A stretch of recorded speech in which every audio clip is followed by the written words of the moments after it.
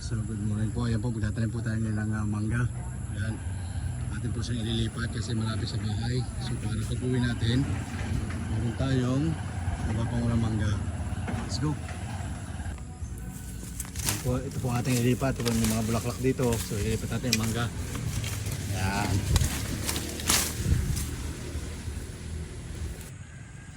So ayan po, magtatanim po tayo dito ngayon ng mangga. Ayan. Para po pag-uwi natin sa next holiday natin, mayroon tayong mapanguha.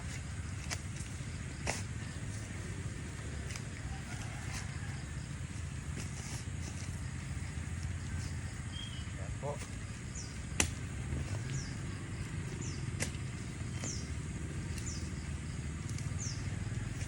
Ganito po ang buhay ngayon sa probinsya. Pag mag-holiday kayo, magtanim din kayo para pag uwi nyo may makain kayo. Ito ating mangga.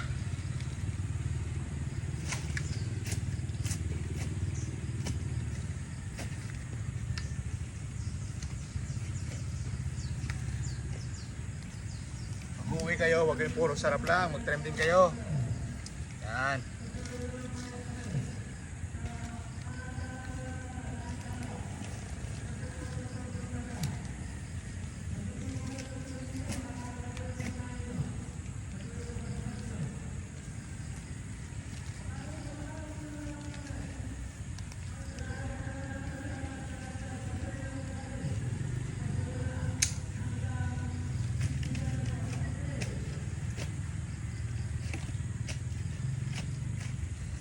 So ito po ay mangga.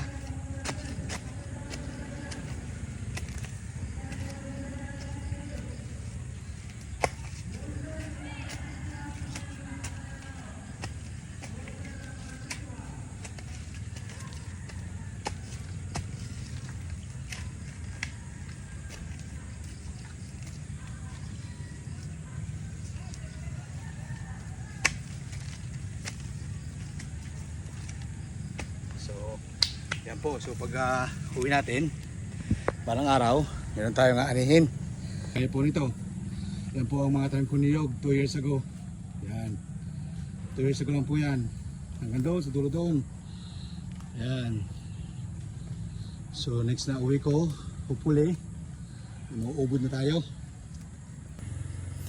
So ayan guys, lilisan po natin mga tanim na niyog na para may nabangan tayo.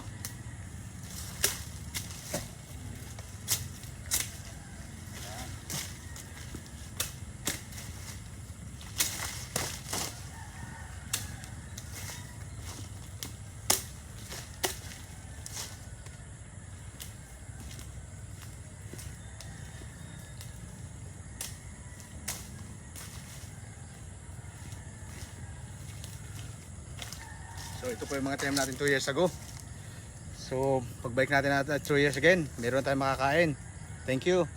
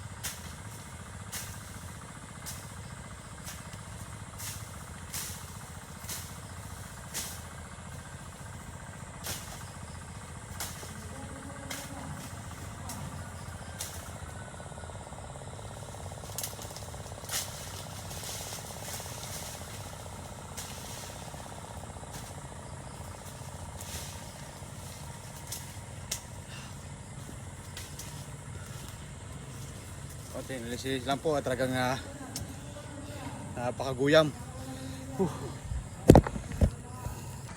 So ayan po dito ngayon tayo. Yan. Kita nyo pawis lang mga yan. Ayan. Ito yung ating kaunting kabahagi sa ating mga magulang. So puro guyam. Research muna tayo. Yan. Ito po yung mga pigs na nabibili sa shop na napakamahal. Ito po nabubuhay natin sa tabing ilog. Ewan ko lang kung para sila ito ng pigs na nasa shop. Yan o, dahil bunga o. Yan. Yan nga po sinabi ko, pag may tinanim, may aanihin. Yan. Ito po yung tanim ng nawala kong tatay nung nabubuhay pa siya.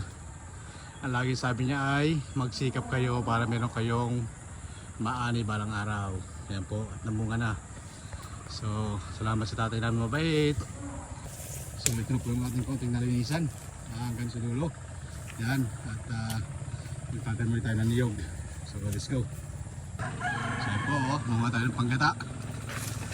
So, panggata tayo mamaya. Dami po yan.